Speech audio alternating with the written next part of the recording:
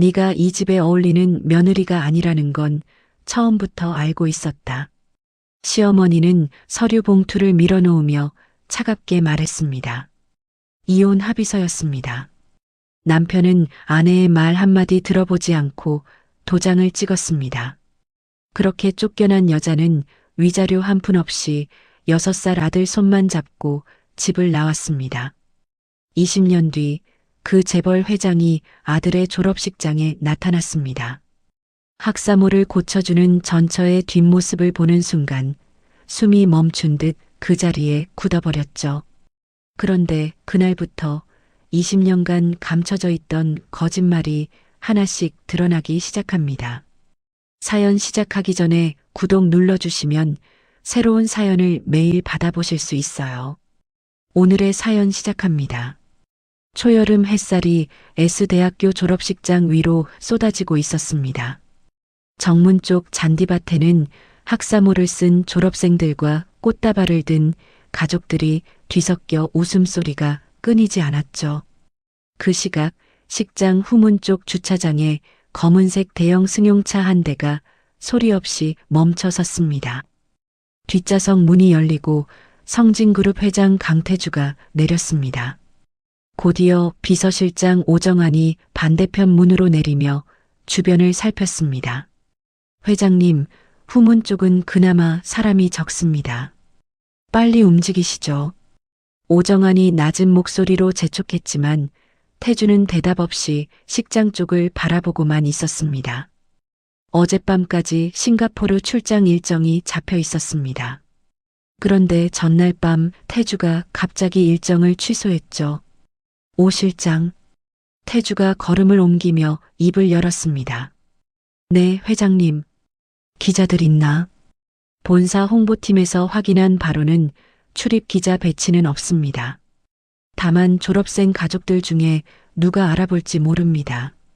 태주가 고개를 한번 끄덕이고는 선글라스를 쓰지 않은 채 식장 안으로 들어섰습니다. 오정환이 경호원 2명에게 눈짓을 보내며 뒤를 따랐죠. 20년간 연락이 끊긴 아들의 졸업식이었습니다. 오정환은 이 자리가 언론에 노출되면 어떤 기사가 나올지 머릿속으로 여러 개의 제목을 그려보았지만 태주의 굳은 얼굴을 보고는 입을 다물었습니다. 졸업생 대열이 학과별로 줄지어 앉아 있었습니다. 태주는 식장 뒤편 통로에 서서 대열을 훑었습니다. 한 줄, 2줄, 시선이 빠르게 움직였죠. 그때 태주의 눈이 멈췄습니다. 대열 중간쯤 학사모를 쓴 청년 하나가 앞을 바라보고 앉아 있었습니다. 강준혁, 26살이 된 아들이었습니다. 태주의 입술이 미세하게 떨렸습니다. 그런데 준혁 바로 옆에서 누군가가 학사모를 고쳐주고 있었습니다. 여자의 손이 학사모 끈을 정성스럽게 매만지고 있었죠. 뒷모습만 보였습니다. 태주는 무심코 그 여자를 바라보았습니다. 여자가 고개를 돌렸습니다. 태주의 숨이 멈췄습니다. 20년이라는 세월이 한순간에 무너져 내리는 것 같았죠. 윤서영, 전처였습니다. 서영의 얼굴에는 세월이 남긴 주름이 있었습니다. 그러나 아들의 학사모를 매만지는 그 손길은 태주가 기억하는 젊은 시절의 서영과 조금도 다르지 않았습니다. 회장님? 오정환이 불렀지만 태주의 귀에는 아무것도 들리지 않았습니다. 태주는 한 발 앞으로 나가려다 멈췄습니다. 서영 옆에 중년 여성 한 명이 다가와 축하 화환을 건네며 다정하게 이야기를 나누고 있었기 때문입니다. 태주가 모르는 얼굴이었습니다. 서영의 세계에 자신이 알지 못하는 20년의 시간이 빼곡히 쌓여 있다는 것을 태주는 그제야 온몸으로 느꼈습니다. 졸업식이 끝났습니다. 졸업생들이 일어나 가족들과 합류하는 소란 속에서 태주가 준혁에게 다가갔습니다. 준혁아. 준혁이 돌아보았습니다. 아버지를 정면으로 바라보는 준혁의 눈에는 놀람도 반가움도 없었습니다. 오셨군요. 그 한마디뿐이었습니다. 준혁은 서영의 팔을 잡고 반대 방향으로 걸어갔습니다. 뒤돌아보지 않았죠. 태주는 그 자리에 서서 아들의 뒷모습을 바라보았습니다. 경호원 2명과 오정환이 태주의 옆에 서 있었습니다. 아들에게 외면당하는 순간을 세 사람이 고스란히 지켜본 것입니다. 오정환은 태주의 옆 얼굴을 힐끗 보았습니다. 20년간 곁에서 지켜왔지만 저런 종류의 고통은 처음이었습니다. 그날 밤 그룹 본사 꼭대기층 회장 집무실이었습니다. 태주는 혼자 앉아 있었습니다. 책상 서랍을 열고 깊숙이 손을 넣어 사진 한 장을 꺼냈습니다. 28년 전 결혼 사진이었습니다. 양가 부모의 축복 없이 대학 동기들만 모아 올린 작은 레스토랑 결혼식. 서영의 아버지 윤창우만이 유일하게 와서 딸의 손을 잡아주었습니다. 태주의 어머니 최옥수는 끝내 나타나지 않았죠. 태주가 사진 속 서영의 얼굴을 손끝으로 천천히 짚었습니다. 장면이 20년 전으로 바뀝니다. 결혼 8년 차 서영이 6살 준혁을 어린이집에서 데리고 온 직후였습니다. 시어머니 최옥순의 한남동 자택 서재로 불려갔죠. 서재 안에는 이미 누군가가 앉아 있었습니다. 그룹 고문 변호사 장세환이었습니다. 최옥순이 서재 가운데 놓인 의자에 등을 고추 세우고 앉아 있었습니다. 서영이 문을 열고 들어서자 최옥순이 서영을 위아래로 훑어보았습니다. 앉아라. 서영이 조심스럽게 맞은편 의자에 앉았습니다. 어머님 무슨 일이신지. 네가 이 집에 어울리는 며느리가 아니라는 건 처음부터 알고 있었다. 서영의 손이 무릎 위에서 움켜쥐어졌습니다. 최옥순이 옆에 앉은 장세환에게 고개를 돌렸습니다. 장세환이 서류 봉투를 꺼내 테이블 위에 밀었습니다. 이혼 합의서였습니다. 이건 서영의 목소리가 갈라졌습니다. 어머님, 이게 무슨 말씀이세요? 제가 뭘 잘못한 건지 말씀이라도 해주세요. 최옥순이 다시 장세환에게 눈짓을 보냈습니다. 장세환이 서류 봉투 안에서 사진첩 하나를 꺼내 테이블 위에 펼쳤습니다. 서영이 남자와 카페에서 마주 앉아 있는 사진이 여러 장 나왔습니다. 서영의 눈이 커졌습니다. 이건 약대 동기 박진우 선배예요. 논문 자료 때문에 만난 건데. 변명은 됐다. 최옥순이 손을 들어 서영의 말을 잘랐습니다. 이 사진이 신문에 나가면 어떻게 되겠니? 성진그룹 며느리가 다른 남자와 미래. 지금 그룹이 해외 사업 앞두고 있는 거 너도 알잖니? 미래가 아닙니다. 어머님. 정말 논문 자료를 태주한테 얘기해서 해명할 수 있다고 생각하면 해봐라. 그 대신 내가 이 사진을 직접 언론에 넘기마. 서영의 얼굴에서 핏기가 빠져나갔습니다. 최옥수는 서영을 똑바로 내려다보며 말을 이었습니다. 너의 아버지가 경기도에서 철물점 하시지. 내가 처음부터 반대한 이유를 이제야 알겠니? 격이 안 맞는 집안이 들어오면 결국 이런 일이 생기는 거다. 서영이 입술을 깨물었습니다. 눈에 눈물이 차올랐지만 흘리지는 않았습니다. 그 무렵 태주는 어머니가 내민 사진을 보고도 진위를 의심했습니다. 그러나 최옥순의 위협은 단단했죠. 해외 사업을 코앞에 둔 시기에 그룹 이미지가 흔들리는 것을 감당할 수 없었던 태주는 서영에게 제대로 해명할 기회조차 주지 않았습니다. 어머니의 결정에 끌려가듯 이혼에 동의했죠. 서영은 소송에서 최옥순 측이 고용한 대형 법률사무소의 물량 공세에 밀렸습니다. 사실상 위자료 한 푼 없이 양육권과 준혁만을 데리고 집을 나왔습니다. 다시 현재입니다. 태주가 결혼 사진을 서랍에 도로 넣고 의자 등받이에 깊이 몸을 묻었습니다.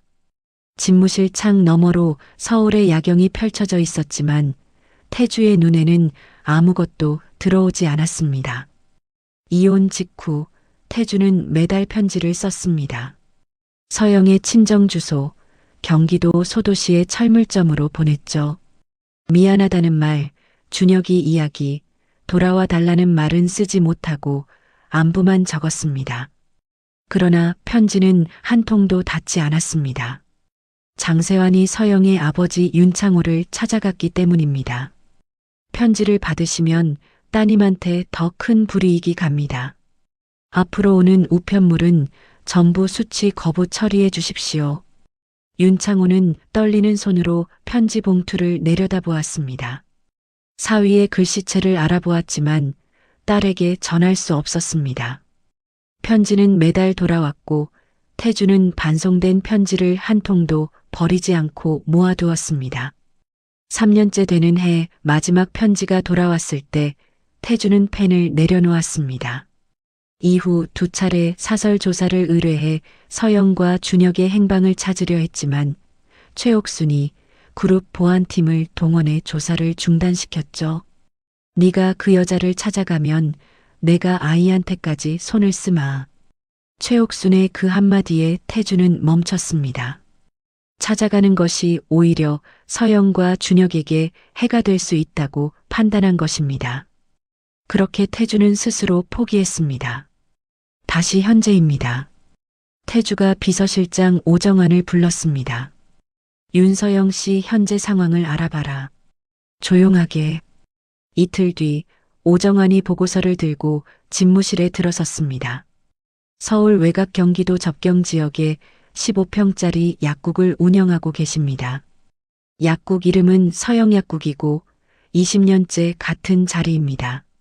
태주가 보고서를 받아들었습니다. 개업 자금은 약대 동기 박민지 씨가 3천만 원을 무이자로 빌려준 것으로 확인됩니다. 재혼은 하지 않으셨고 설과 추석에도 약국 문을 여셨습니다. 매년 약사 보수 교육을 빠짐없이 이수하셨고 지역 독거노인 무료 복약 상담 봉사를 15년째 하고 계십니다. 태주가 한 장씩 넘겼습니다. 손가락 끝이 미세하게 떨리고 있었죠. 오정환이 잠시 망설이다 입을 열었습니다. 보고서 끝에 제가 메모를 하나 덧붙였습니다. 태주가 마지막 장을 펼쳤습니다. 서영의 부친 윤창호 씨는 서영 이혼 7년 후 지병으로 별세. 장례는 서영과 준혁 단 2사람만 참석. 태주의 손이 멈췄습니다. 보고서를 든 채 의자 등받이에 깊이 몸을 묻었습니다. 한참 동안 아무 말이 없었죠. 오정환은 집무실을 나가지도 말을 걸지도 못한 채 그 자리에 서 있었습니다. 태주가 자신의 그룹을 키우는 동안 서영은 아버지마저 잃고 혼자서 자기 자리를 지키고 있었던 것입니다. 같은 시각 서영은 약국 마감을 끝내고 2층 자택으로 올라갔습니다. 졸업식에서 태주를 보았지만 아무런 동요도 보이지 않은 것은 겉모습이었습니다. 서영이 책장 뒤에서 오래된 앨범을 꺼냈습니다. 한 장씩 넘겼죠. 준혁이 유치원에서 그린 그림일기가 나왔습니다. 크레파스로 삐뚤빼뚤하게 쓴 글씨. 아빠는 왜 안 와? 다음 장에는 초등학교 운동회에서 혼자 달리는 준혁의 사진이 있었습니다. 그 다음은 아버지 참여 수업에 서영이 대신 앉아 있는 사진. 그리고 마지막 아버지 윤창호의 장례식에서 어린 준혁과 단둘이 영정 앞에 선 사진. 서영의 손가락이 영정 사진 위에서 멈췄습니다. 안경 너머로 눈시울이 붉어졌습니다. 서영은 앨범을 덮지 않고 한참을 그 자리에 앉아 있었죠. 한편 준혁은 관악구의 원룸 자취방에 있었습니다. 책상 위에 로스쿨 입시 교재가 펼쳐져 있었지만 준혁은 교재가 아니라 휴대폰을 들고 있었습니다. 엄마 나야. 그래 준혁아. 밥은 먹었니? 응 먹었어. 엄마 그쪽에서 연락 오면 절대 받지 마. 그 사람들은 필요할 때만 가족을 찾는 사람들이야. 서영이 전화기 너머에서 잠시 침묵했습니다. 알았다. 걱정 마라. 진짜야 엄마. 절대 받으면 안 돼. 알았다니까. 너나 공부 열심히 해. 전화를 끄는 준혁이 교재 위에 폰을 내려놓았습니다. 그리고 무심한 듯 책상 서랍을 열었습니다. 서랍 안에는 신문 기사 스크랩이 수십 장 쌓여 있었죠. 성진그룹 강태주 회장, 아시아 물류혁신상 수상, 강태주 회장, 기부재단 설립. 준혁이 스크랩을 한 장 집어들었다가 도로 서랍 안에 밀어 넣었습니다. 서랍을 닫는 손에 힘이 들어갔죠. 책꽂이에는 법학 서적 사이에 낡은 동화책 한 권이 꽂혀 있었습니다. 태주가 준혁이 태어났을 때 선물한 책이었습니다. 첫 페이지에 태주의 글씨로 이렇게 적혀 있었죠. 준혁아, 아빠가 세상에서 제일 사랑하는 사람에게. 서영이 이혼할 때 가져온 유일한 태주의 흔적이었습니다. 준혁은 이 책을 버리지도 읽지도 않은 채 15년째 같은 자리에 꽂아두고 있었죠. 같은 시각 성진그룹 본사 부사장실이었습니다. 태주의 이복 동생 강태식이 노트북 화면을 들여다보고 있었습니다. 화면에는 홍콩 소재 법인의 자금 이동 내역이 떠 있었죠. 태식은 첩의 아들로 태어나 강씨 가문에 입적되었지만 적자가 아니라는 꼬리표는 평생 따라다녔습니다. 최옥순에게 진정한 신뢰를 받은 적도 없었죠. 최옥순과 태식의 관계는 충성이 아니라 서로의 약점을 쥔 채 이용하는 것에 가까웠습니다. 태식이 전화기를 들었습니다. 어머님, 접니다. 최옥순의 목소리가 수화기 너머로 흘러나왔습니다. 무슨 일이냐? 형이 졸업식장에 갔다 왔습니다. 그 여자도 있었다고 합니다. 잠시 침묵이 흘렀습니다. 혹시 예정이라도 살아나면 저희 계획에 차질이 생깁니다.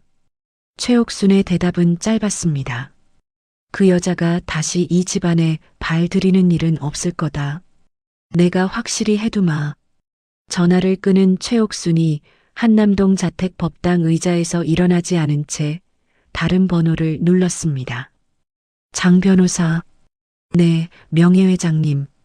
20년 전 그것 말이다. 혹시 남아있는 서류가 있느냐? 장세환이 수화기 너머에서 차분하게 대답했습니다. 제 쪽은 전부 처리했습니다. 다만 윤서영 본인이 뭘 갖고 있는지는 알 수 없습니다. 최옥순의 눈이 가늘어졌습니다. 수화기를 내려놓은 최옥순의 얼굴에 20년 만에 처음으로 불안한 기색이 스쳤습니다. 졸업식으로부터 일주일 뒤 서영의 약국 앞에 고급 화환이 도착했습니다. 배달 직원이 화환을 들고 약국 안으로 들어서자 서영이 카운터에서 고개를 들었습니다. 보내신 분이 편지도 같이 전해달라고 하셨습니다. 배달 직원이 작은 봉투를 내밀었습니다.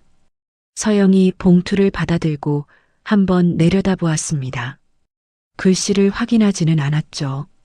고맙다고 전해주시고 화환은 옆 경로당에 갖다 주세요. 네, 경로당 어르신들이 좋아하실 거예요.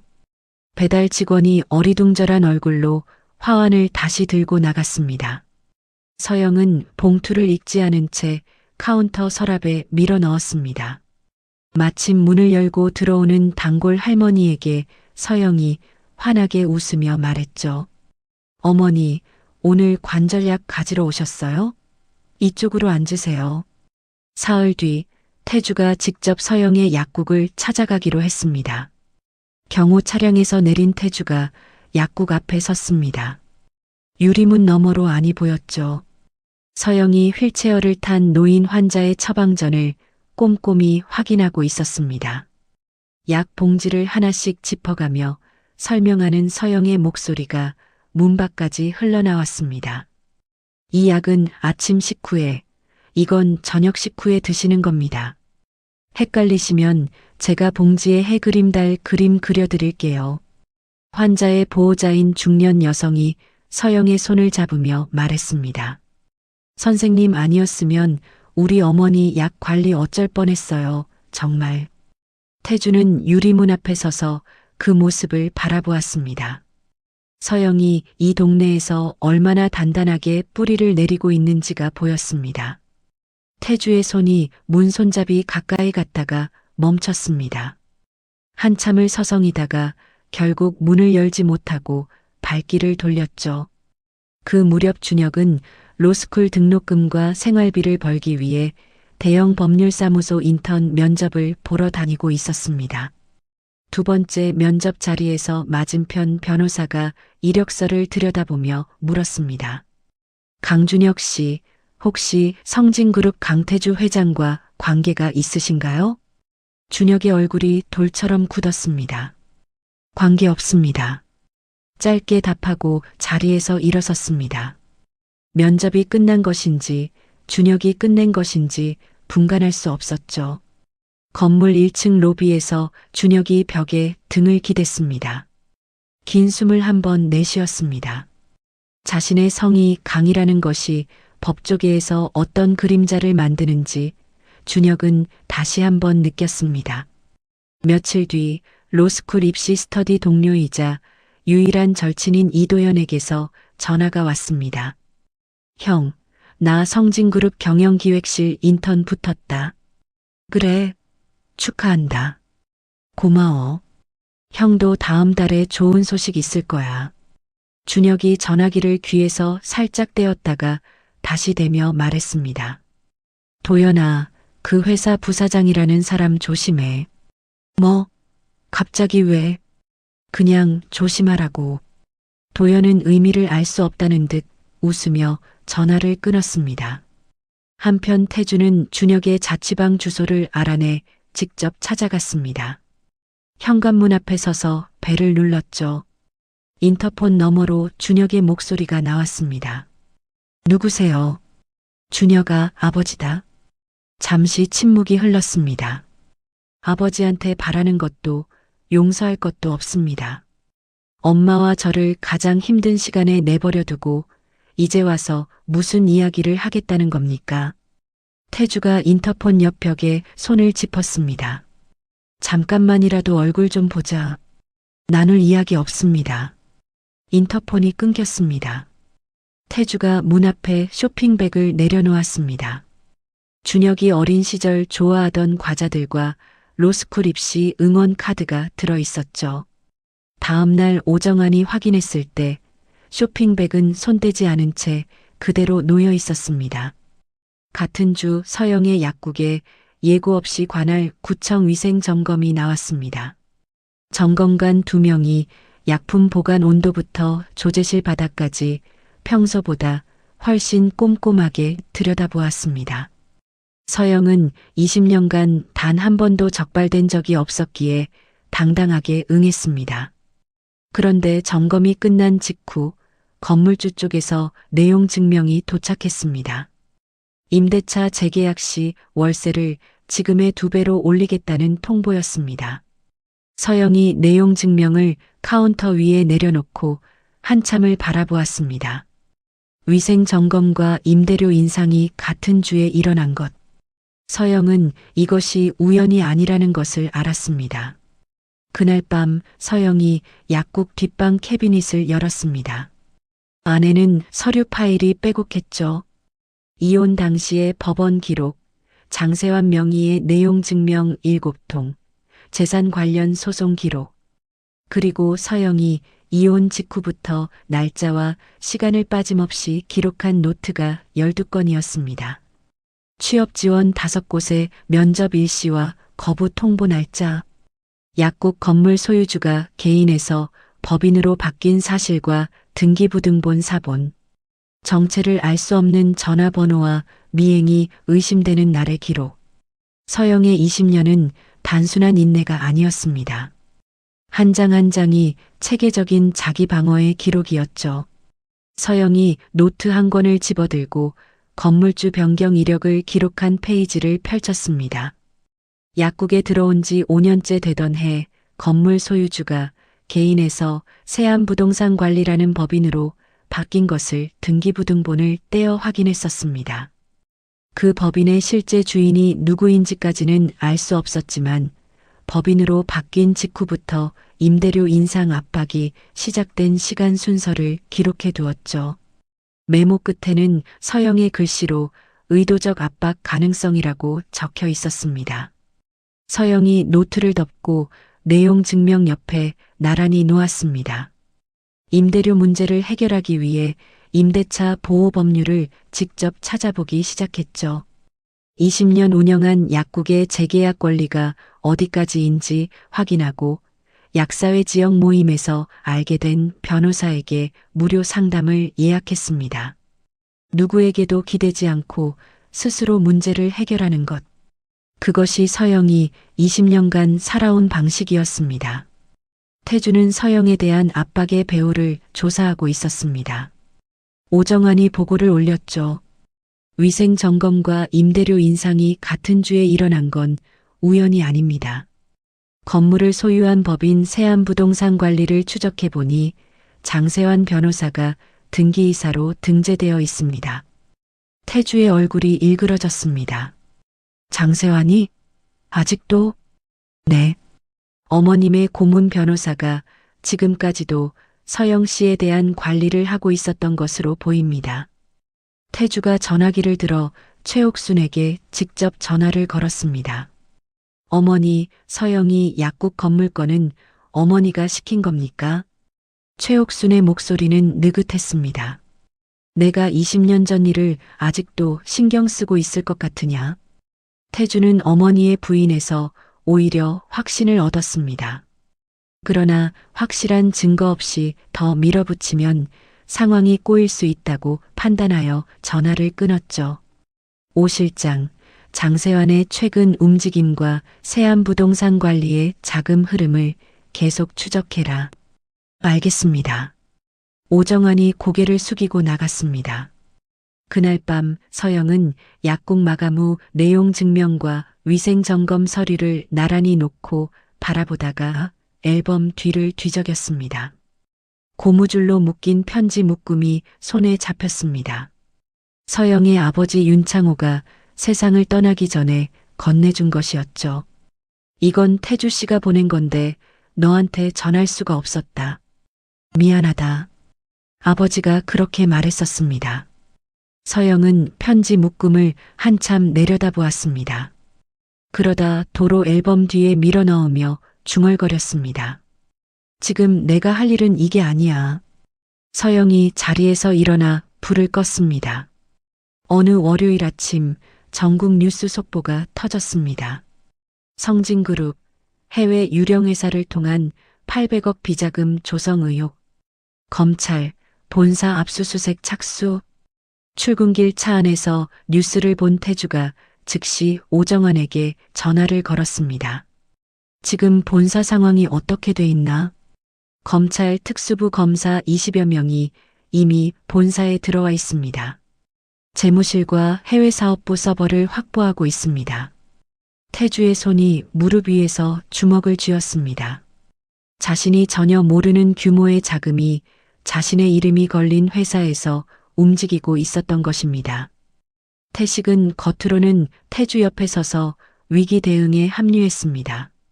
그러나 같은 날 오후 태식이 이사회 긴급 소집을 요청했죠. 회장의 관리 소홀에 대한 책임을 논의해야 합니다.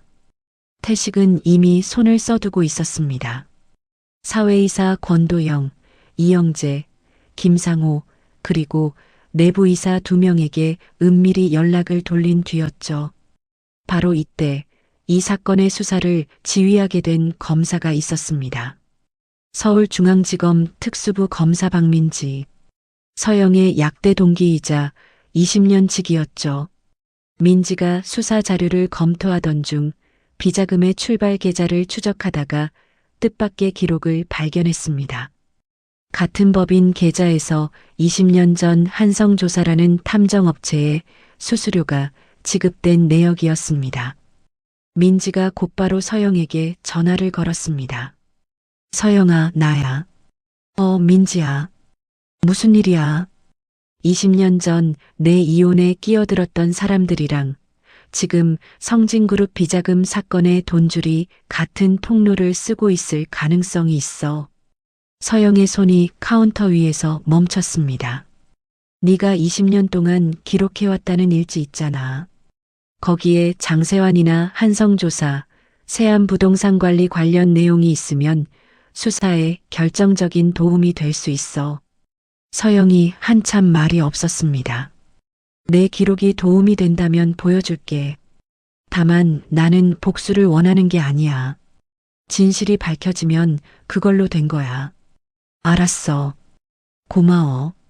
한편 태주는 변호사들과 대책회의를 하던 중 보고를 받았습니다.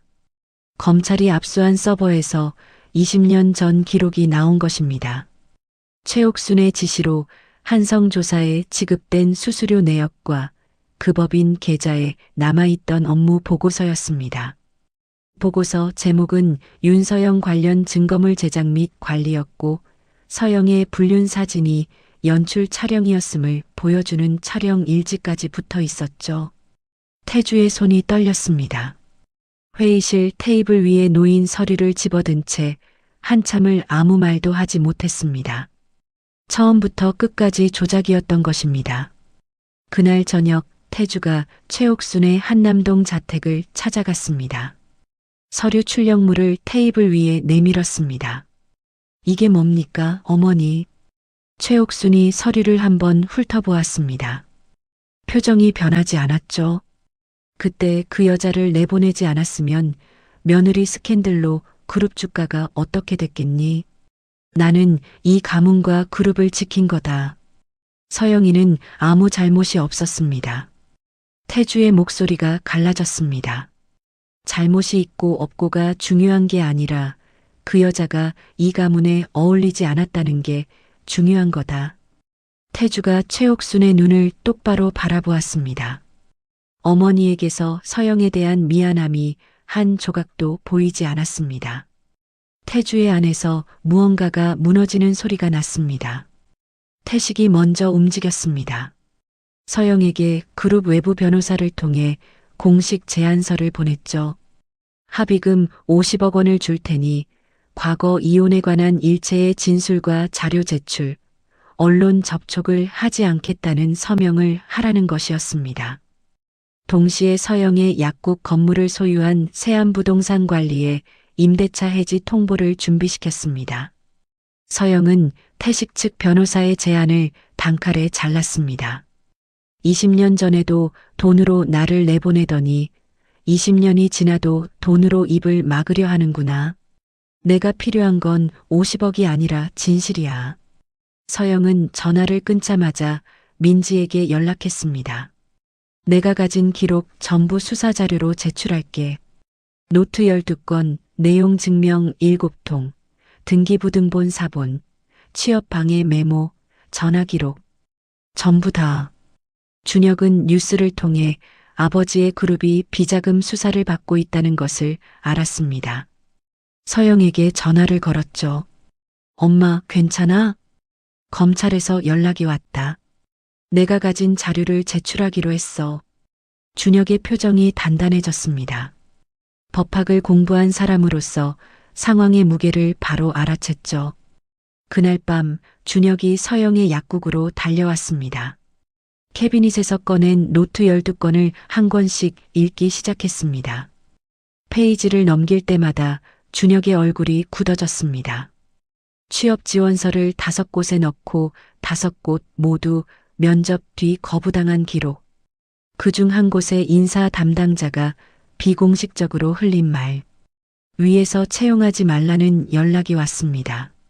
준혁이 노트를 덮고 두 손으로 얼굴을 감쌌습니다. 어머니가 20년간 혼자서 얼마나 꼼꼼하게 자신들의 삶을 지켜왔는지 준혁은 그날 밤 처음으로 전체를 보았습니다. 이사회에서 태식이 안건을 올렸습니다. 비자금 사건의 책임은 최고 경영자인 회장에게 있습니다. 수사가 진행되는 동안 회장의 경영권을 멈추고 대행체제로 전환해야 합니다. 표결이 시작되었습니다. 태식이 포섭한 이사 5명이 찬성표를 던졌습니다. 재무이사 한경수를 포함한 6명이 반대했죠. 최옥수는 자신의 과거가 수사 과정에서 드러날 것을 두려워한 나머지 찬성도 반대도 하지 않았습니다. 한 표 차이로 안건이 부결되었습니다. 텅 빈 이사회실에 태주가 홀로 앉아 있었습니다. 20년 전 조작 기록, 출력물과 이사회 표결 결과를 나란히 놓고 바라보았습니다. 어머니의 말을 의심 없이 믿은 대가가 서영의 20년이었고 아들의 원망이었습니다. 그리고 그 어머니의 행위가 지금 그룹 전체를 흔들고 있었죠. 경영의 위기와 가족의 위기가 같은 뿌리에서 나온 것이었습니다. 그날 밤 태주가 서영에게 전화를 걸었습니다. 서영아. 수화기 너머에서 서영이 아무 말 없이 듣고 있었습니다. 내가 잘못했다. 전부 내 잘못이었어. 20년 전 내 말을 들었어야 했는데. 긴 침묵이 흘렀습니다. 서영의 숨소리만 가늘게 들렸죠. 알겠습니다. 서영이 그 한마디만 남기고 전화를 끊었습니다. 약국 2층 거실에 혼자 앉은 서영이 전화기를 내려놓았습니다. 한참을 움직이지 않다가 천천히 손을 뻗어 앨범 뒤에 꽂아둔 편지 묶음을 다시 꺼내 무릎 위에 올려놓았습니다. 서영이 고무줄을 풀었습니다. 편지 묶음에서 맨 위에 봉투를 집어들었죠. 우편 소인 날짜가 이혼 한 달 뒤였습니다. 서영의 손가락이 봉투 입구에서 잠시 멈췄다가 천천히 종이를 꺼냈습니다. 서영아, 네가 떠나고 나서 이 집이 아니게 됐다. 준혁이가 밤마다 엄마를 찾는데 내가 해줄 수 있는 게 아무것도 없다. 서영의 눈이 글씨 위에 멈췄습니다. 다음 편지를 꺼냈습니다. 태주가 2차례 사설 조사를 의뢰했다는 이야기, 양육비를 매달 보내고 있다는 이야기가 적혀 있었죠. 3번째 편지에는 최옥순이 아이에게까지 손을 쓰겠다고 위협했다는 고백이 있었습니다. 마지막 편지를 펼쳤습니다. 이 편지들이 너한테 닿지 않는다는 걸 이제 안다. 그래도 쓰지 않으면 미칠 것 같다. 서영의 안경 너머로 눈물이 떨어져 편지 위에 번졌습니다. 원망만으로 가득 차 있던 20년의 기억에 처음으로 미세한 금이 갔습니다. 다음 날 아침 준혁이 서영의 약국에 왔습니다. 어머니의 서류를 법적으로 정리하기 위해서였죠. 2층 거실로 올라간 준혁이 테이블 위에 펼쳐진 편지들을 보았습니다. 서영의 안경이 편지 옆에 놓여 있었고 안경 위에 마른 눈물 자국이 남아 있었습니다. 준혁이 편지를 한 장 집어들었습니다. 아버지의 글씨체를 알아보았죠. 복잡한 감정이 얼굴 위로 지나갔지만 준혁은 감정을 눌렀습니다. 편지 봉투에 우편 소인 날짜와 반송 도장 날짜를 하나씩 확인하며 어머니의 일지 기록과 대조하기 시작했습니다. 태주가 편지를 보낸 시기와 서영에 대한 압박이 시작된 시기가 정확히 겹치고 있었습니다. 하나의 타임라인이 만들어지기 시작했죠. 그러다 준혁의 손이 멈췄습니다. 태주의 편지에는 양육비를 매달 보내고 있다고 적혀 있었습니다. 그런데 어머니의 일지에는 이렇게 적혀 있었죠. 양육비 3달 뒤 입금 중단. 연락 시도 2번, 번호 변경으로 실패. 준혁이 편지와 노트를 나란히 놓고 바라보았습니다. 아버지는 보냈다고 믿었고 어머니는 받지 못했습니다. 그 사이에 누군가가 있었다는 뜻이었죠. 준혁은 이 불일치의 원인이 아버지의 거짓이 아니라 중간에서 누군가 막은 것일 가능성을 머릿속에 세워두었습니다. 그렇다고 아버지를 완전히 믿을 수는 없었죠. 그 무렵 태주는 재무이사 한경수를 주말 새벽에 자택으로 불렀습니다. 한 이사, 이번 비자금 건의 자금 흐름을 처음부터 설명해줘. 한경수가 태주의 맞은편에 앉아 입을 열었습니다. 동남아 법인 4곳에서 홍콩 유령회사로, 거기서 다시 싱가포르 유령회사로 옮기고 마지막에 런던 부동산에 투자한 구조입니다. 태식이가 혼자 한 건 아니지. 한경수가 잠시 입술을 다물었다가 말했습니다. 초기 자금 중 약 50억이 명예회장님 개인 계좌에서 나온 흔적이 있습니다. 태주의 얼굴에서 핏기가 빠졌습니다. 어머니까지. 한경수가 양복 안주머니에서 저장장치 하나를 꺼내 태주 앞에 놓았습니다. 5년 전에 해외 법인에서 이상한 거래를 처음 발견하고 태식 부사장에게 보고했더니 회장님도 아시는 일이라고 하더군요. 거짓말이었습니다. 그 뒤로 태식 부사장 측근 정민수가 저를 감시하기 시작했고 저는 혼자서 5년치 거래 내역과 내부 메일을 이 안에 모아왔습니다. 태주가 저장장치를 집어들었습니다. 한경수의 손이 미세하게 떨리고 있었죠. 5년간 혼자 안고 있었던 무게가 느껴졌습니다. 태주는 곧바로 오정환에게 양육비 건을 조사하라고 지시했습니다. 이틀 뒤 오정환의 보고가 올라왔죠. 회장님의 양육비는 가문관리 계좌를 거쳐 보내지도록 설정되어 있었습니다.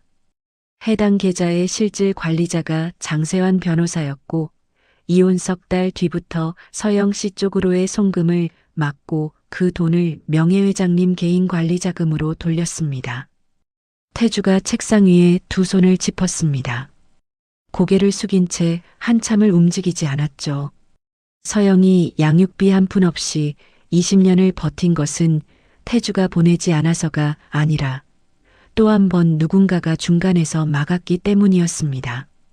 준혁이 타임라인을 완성한 뒤 성진그룹 본사를 찾아갔습니다. 접수처에서 준혁이 말했습니다. 강준혁입니다. 회장님을 뵙겠습니다. 비서실 직원들 사이로 긴장이 흘렀습니다. 회장 집무실의 긴 테이블 양 끝에 부자가 마주 앉았습니다. 20년 만이었죠. 한참 동안 아무 말 없이 서로를 바라보았습니다. 준혁이 먼저 입을 열었습니다. 개인적으로 용서하러 온 게 아닙니다. 태주가 고개를 끄덕였습니다. 어머니가 당한 일의 진실을 밝히는 것이 아버지의 경영권을 지키는 것과 같은 선상에 있기 때문에 왔습니다. 솔직히 말하면 아직 아버지라고 부르는 것도 불편합니다. 태주의 눈이 붉어졌습니다. 아들이 자신 앞에 앉아 있다는 것만으로 목이 메었죠. 그래, 그것만으로 충분하다. 준혁이 가방에서 서류 묶음을 꺼내 테이블 위에 펼쳤습니다. 어머니 일지와 검찰의 금융 추적 자료, 한경수 이사의 증언을 교차하면 최옥순, 장세환, 태식 부사장의 공모를 입증할 수 있는 구조가 됩니다. 태주가 서류를 들여다보다가 고개를 들었습니다. 내 어머니를 법정에 세우게 되는 건 아니냐? 어머니는 피해자입니다. 증인이 아니에요. 기록이 증언합니다.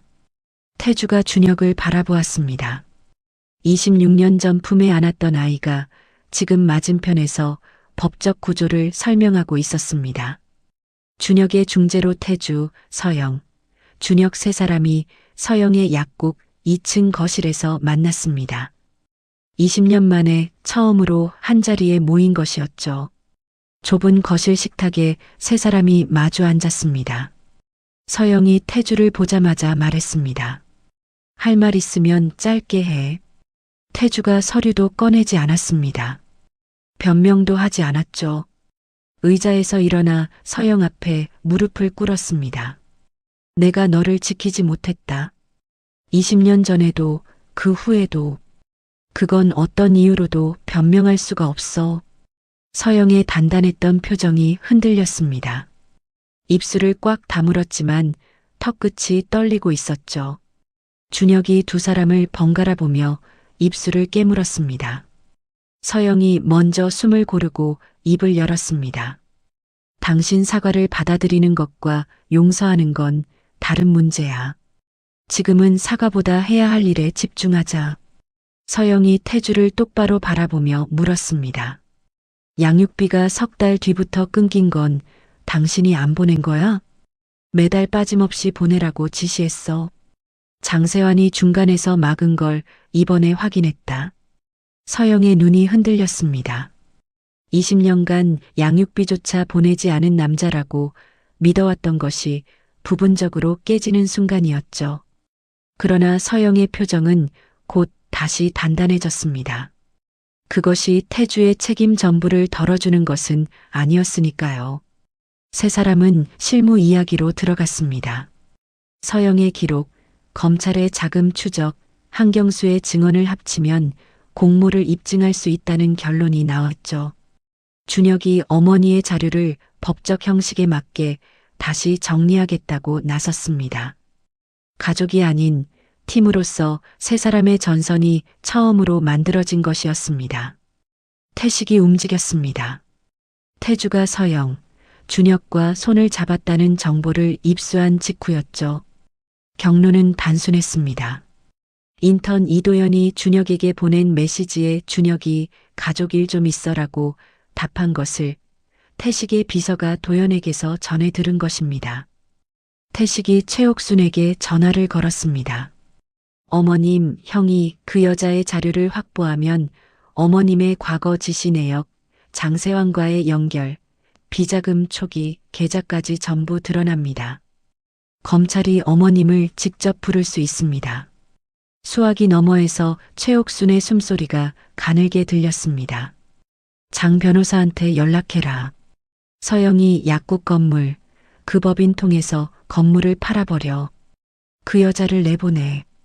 그러나 서영의 기록물은 이미 검사 박민지에게 넘어간 뒤였습니다. 민지가 서영에게 전화를 걸었죠. 내 기록이 이번 사건에서 가장 중요한 보강 자료 중 하나가 됐어.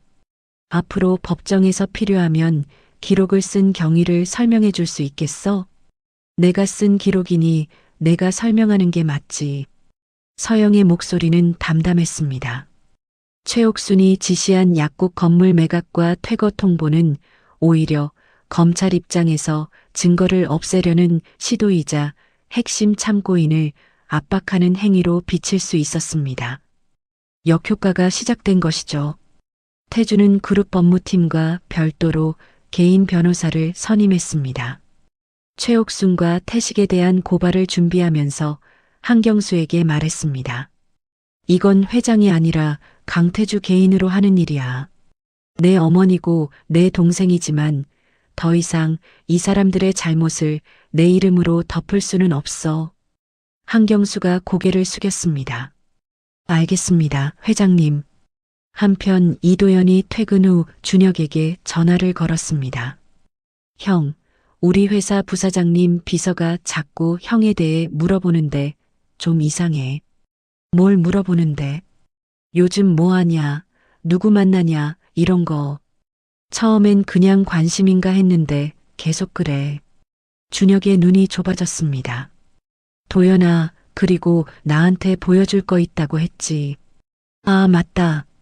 해외 사업부 서류 정리하다가 이상한 거 발견해서 사진 찍어뒀거든. 금액이랑 날짜가 규칙적으로 반복되는 게 있는데 나는 뭔지 모르겠어서. 형이 법 공부하니까 한번 봐줘. 준혁이 도연이 보내온 사진을 확인했습니다. 한경수가 태주에게 건넨 저장장치의 자료와 교차 확인할 수 있는 내용이었죠. 이거 네가 생각하는 것보다 중요한 거다. 아무한테도 말하지 마. 알겠어, 형.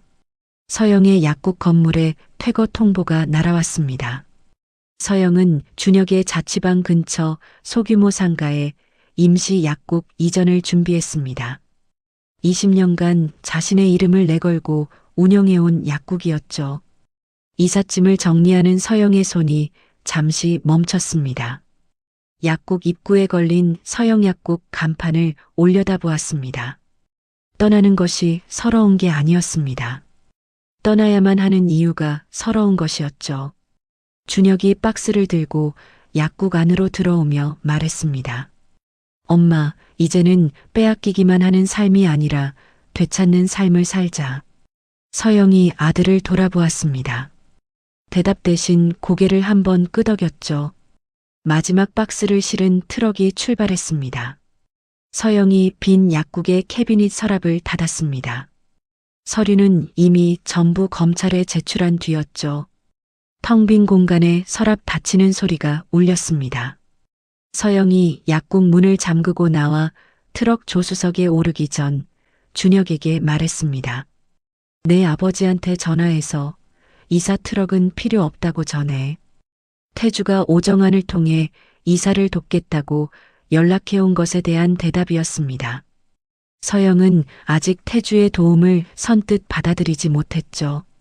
그러나 전화해서 전해라는 말은 태주와의 통로를 완전히 닫지는 않았다는 뜻이기도 했습니다.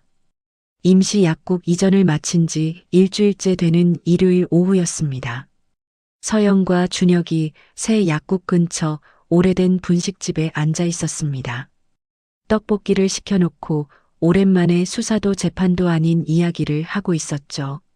준혁이 떡볶이를 젓가락으로 집으며 말했습니다. 엄마, 나 초등학교 때 이 집 앞에서 양복 입은 아저씨 지나가면 아빠인 줄 알고 달려간 적 있잖아. 서영이 젓가락을 멈추고 준혁을 보았습니다. 그 아저씨가 당황해서 사탕 하나 쥐어줬잖아. 나는 그걸 들고 한참 서 있었어. 서영이 웃었습니다. 그런데 웃는 도중에 눈에 물기가 차올랐죠. 나도 기억나. 네가 그 사탕 안 먹고 주머니에 넣고 다녔잖아. 준혁이 고개를 끄덕였습니다. 엄마가 새벽 4시에 일어나서 약 정리하고 나 학교 보내고 다시 약국 여는 거 다 알았어. 몰랐던 척한 거야. 서영이 젓가락을 내려놓았습니다. 친구들 아버지 참여 수업 때마다 화장실에 숨었던 것도? 그것도 알았어? 선생님한테 전화 와서 알았지. 준혁이가 수업 시간에 없다고. 준혁이 떡볶이 국물을 떠먹으며 웃었습니다. 서영도 따라 웃었죠. 두 사람 다 웃고 있었지만 눈가는 젖어 있었습니다. 외할아버지 장례식 때 조문객이 우리 둘뿐이었잖아. 준혁의 목소리가 낮아졌습니다. 나 그때 초등학교 4학년이었는데 엄마가 영정 앞에서 울지도 않고 서 있는 게 더 무서웠어.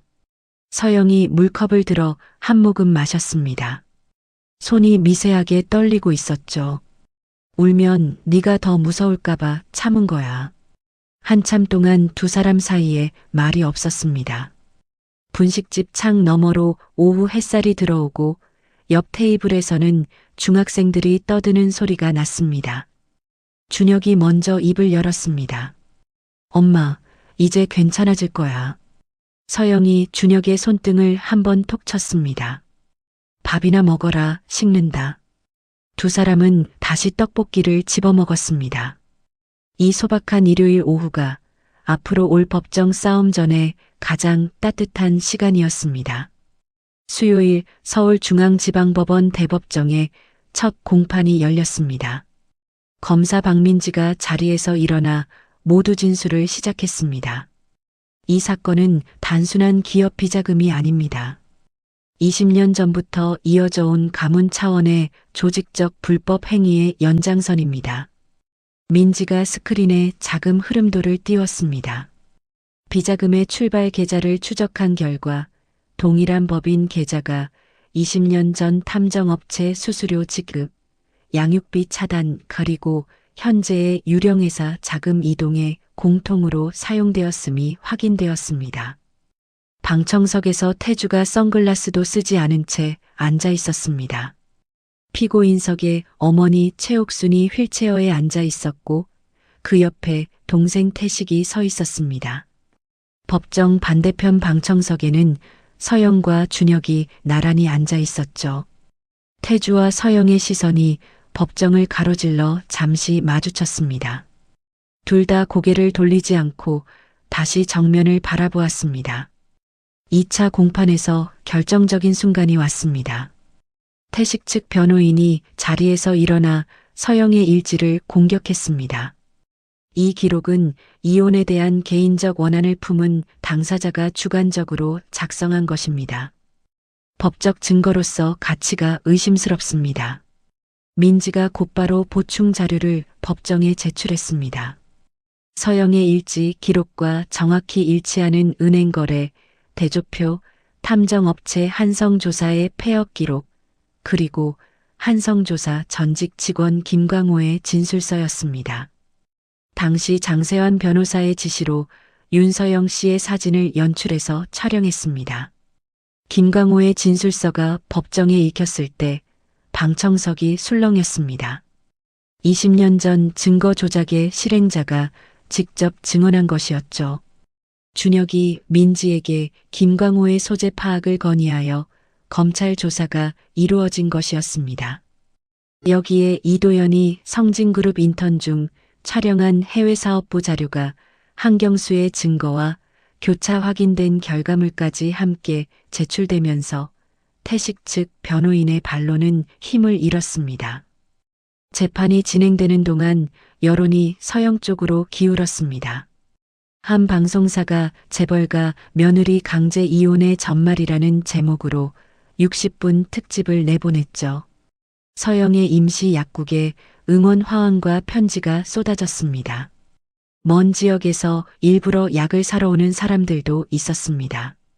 그러나 서영은 모든 방송과 신문의 인터뷰 요청을 거절했습니다. 약국을 찾아온 동네 어르신에게 서영이 말했죠. 저는 괜찮습니다. 약 드시러 오세요.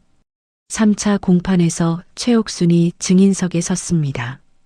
휠체어에서 증인석으로 옮겨 앉는 데에도 보조가 필요했습니다. 82세의 노인이 입을 열었습니다. 나는 이 가문을 지킨 것뿐이다. 며느리의 집안이 그룹에 맞지 않았고 문제가 터지기 전에 정리한 거다. 민지가 자리에서 일어났습니다. 명예회장님께서 말씀하시는 문제는 명예회장님 본인이 만들어낸 것이라는 증거가 이미 제출되어 있습니다. 최옥순이 민지를 올려다보았습니다. 그렇다면 손자 강준혁이 아버지 없이 자란 20년도 가문을 지킨 결과라고 보십니까?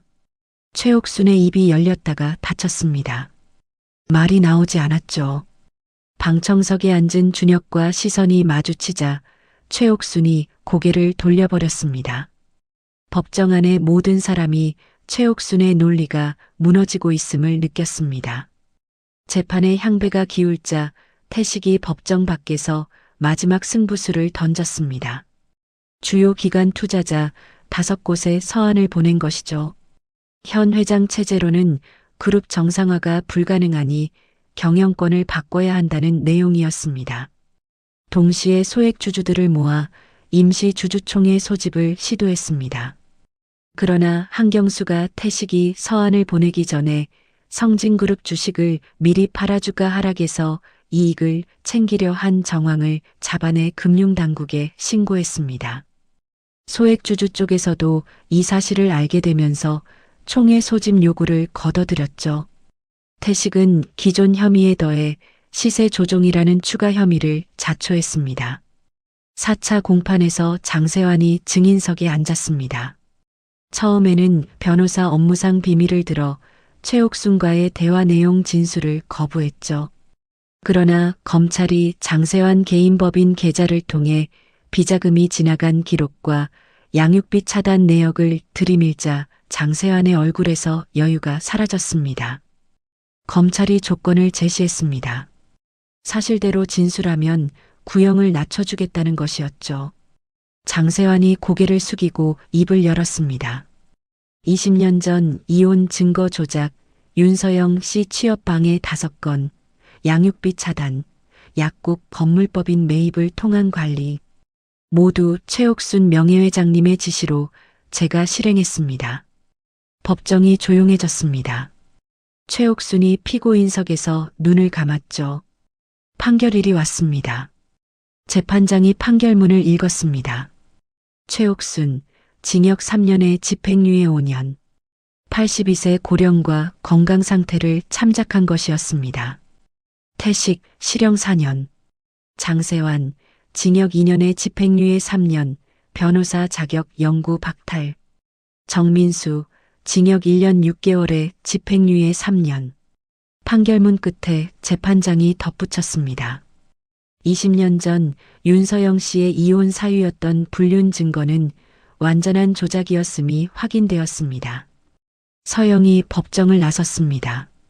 기자들의 마이크와 카메라가 쏟아졌지만 서영은 어떤 질문에도 대답하지 않았습니다. 법원 계단 위에서 하늘을 한번 올려다보았습니다. 깊게 숨을 내쉬었죠. 20년간 짊어져온 바람난 여자라는 이름이 벗겨지는 순간이었습니다. 준혁이 서영 옆에 서서 어머니의 어깨에 손을 얹었습니다. 법원 현관 앞에서 민지가 법복 차림으로 다가와 서영을 짧게 안아주었습니다. 20년 전 약국 개업 자금 3천만 원을 빌려준 친구가 검사로서 진실을 밝혀낸 것이었죠. 서영이 민지의 등을 2번 토닥였습니다. 고마워, 민지야. 고맙긴 바보야. 민지가 눈을 찡긋하며 웃었습니다. 서영도 웃었죠. 두 사람 다 눈이 젖어 있었습니다. 판결 다음 날 태주가 서영에게 만남을 요청했습니다. 서울 외곽의 조용한 찻집이었죠. 28년 전 약대 축제에 놀러간 태주가 서영을 처음 만나 차를 마셨던 바로 그곳이었습니다. 주인이 바뀌지 않고 28년째 운영되고 있었죠. 서영이 찻집 문을 열고 들어섰습니다. 창가 자리에 태주가 앉아 있었습니다. 서영이 맞은편에 앉으며 말했습니다. 여기가 아직 있었네. 나도 올 때마다 놀라. 올 때마다? 자주 왔어? 태주가 찻잔을 내려다보며 대답하지 않았습니다. 서영이 더 묻지 않았죠. 태주가 먼저 입을 열었습니다. 앞으로 준혁이 부모로서 함께할 수 있는 자격을 다시 얻고 싶어? 그 자격은 네가 정하면 돼. 서영이 찻잔을 감싼 두 손을 내려다보았습니다. 한참 동안 말이 없었죠. 당신을 용서하는 건 아직 모르겠어. 그런데 준혁이한테 아버지가 필요하다는 건 부정 안 할게. 태주의 어깨에서 힘이 빠졌습니다. 찻집을 나서며 태주가 말했습니다. 서영아, 고마워. 고마워할 건 없어. 나는 당신 때문에 한 게 아니라 준혁이 때문에 한 거야. 서영이 돌아서서 걸어갔습니다. 걸음이 평소보다 느렸죠. 태주는 찻집 앞에 서서 서영이 모퉁이를 돌아 사라질 때까지 바라보았습니다. 그 주말 준혁의 제안으로 세 사람이 서영의 임시 약국 근처 작은 한정식 집에서 저녁을 먹었습니다. 어색한 침묵이 식탁 위를 덮고 있었죠. 서영이 먼저 말했습니다. 밥이나 먹자. 태주가 어색하게 숟가락을 들었습니다. 준혁이 된장찌개를 한술 뜨다가 툭 꺼냈죠. 아버지, 나 로스쿨 합격했습니다. 태주의 손이 멈췄습니다. 눈에 순식간에 물기가 차올랐습니다. 축하한다는 말이 목에 걸려 한참 만에야 나왔죠. 축하한다. 합격 통지서 보실래요? 준혁이 가방에서 서류를 꺼냈습니다. 태주가 통지서를 받아들고 이름을 보았습니다. 윤준혁? 서영의 성을 따른 이름이었죠. 태주의 표정이 잠시 복잡해졌다가 이내 풀렸습니다. 내 어머니 성을 따른 거구나. 당연하지. 서영이 태주를 힐끗 보았습니다. 입꼬리가 미세하게 올라갔죠. 세 사람이 서로에게 건네는 축하는 어색했지만 진심이었습니다. 20년 만에 처음으로 같은 공간에서 같은 기쁨을 나누는 자리였습니다. 저녁을 마칠 무렵 태주가 자리를 비웠습니다. 화장실 세면대를 양손으로 부여잡고 몸을 구부렸죠. 심한 복통이 밀려온 것이었습니다. 아버지, 괜찮으세요? 문 밖에서 준혁의 목소리가 들렸습니다. 괜찮다. 금방 나간다. 태주가 거울을 보았습니다. 얼굴이 하얗게 질려 있었죠. 양복 안주머니에서 약을 꺼내 삼켰습니다. 일반 소화제가 아니라 2년 전 건강검진에서 간의 이상 소견을 받고 처방받은 약이었습니다. 이사회 분쟁과 수사 대응에 매달리느라 추가 검사를 미루어 온 것이었죠. 태주가 거울 속 자신을 한 번 더 보고 양복 매무새를 고치고 문을 열었습니다. 열흘 뒤 태주가 S대학병원 검진센터를 찾았습니다. 정밀 검사 결과 간에 종양이 발견되었습니다. 담당 전문의 송재현이 설명했죠. 2년 전 검진에서 이상 소견이 나왔는데 추가 검사를 안 하셨습니다. 그 사이에 상태가 진행된 겁니다. 수술이 필요한 단계이고 수술 자체는 가능하지만 간 상태에 따라 경과가 달라질 수 있습니다. 태주가 진단서를 받아들고 병원 지하 주차장 차 안에서 한참을 앉아 있었습니다. 오정환에게 전화를 걸었죠. 이거는 아무한테도 알리지 마라. 준혁이와 서영이한테도. 그러나 숨길 수 없었습니다. 준혁이 태주의 잇따른 약속 취소에 이상함을 느끼고 오정환에게 직접 물었죠. 아버지 건강에 문제가 있는 겁니까? 회장님이 말씀드리지 말라 하셨습니다. 준혁은 오정환이 문제가 없다고 부정하지 않은 것을 놓치지 않았습니다. 서영은 약사로서의 감으로 따로 알아챘습니다. 한정식 집에서 태주의 눈 흰자 위에 미세한 노란기가 있었던 것, 잦은 약속 취소, 태주가 보내온 화환 카드에 흔들리는 글씨체. 서영이 태주에게 직접 전화를 걸었습니다. 아프면 아프다고 말하는 게 그렇게 어려워? 당신 눈이 노란 거 내가 못 볼 줄 알았어? 20년 전이나 지금이나 혼자 감당하려는 그 버릇은 하나도 안 변했네. 태주가 전화기 너머에서 숨을 들이쉬었습니다. 서영의 목소리에서 분노가 아닌 걱정을 읽었죠. 태주가 서영과 준혁을 병원 면담실로 불렀습니다. 담당 전문의 송재현이 설명을 이어갔습니다. 수술 자체의 가능성은 높습니다. 다만 간 상태가 좋지 않아 수술 뒤 3일에서 5일 사이가 고비가 될 수 있습니다. 준혁이 의자에서 일어나 면담실 구석으로 가서 벽을 향해 섰습니다. 어깨가 떨리고 있었죠. 서영이 송 교수에게 물었습니다. 간 기능 수치는 어떻게 나왔습니까? 약사로서 던진 질문이었습니다. 감정을 억누르고 있었죠. 면담이 끝나고 병원 복도에서 준혁의 감정이 터졌습니다. 이제 겨우 아버지라는 사람을 알아가기 시작했는데 이게 무슨 소리입니까? 20년을 기다렸는데 왜 이제 와서? 준혁이 복도 벽을 주먹으로 쳤습니다. 서영이 아들의 등을 두 손으로 잡아 진정시켰습니다.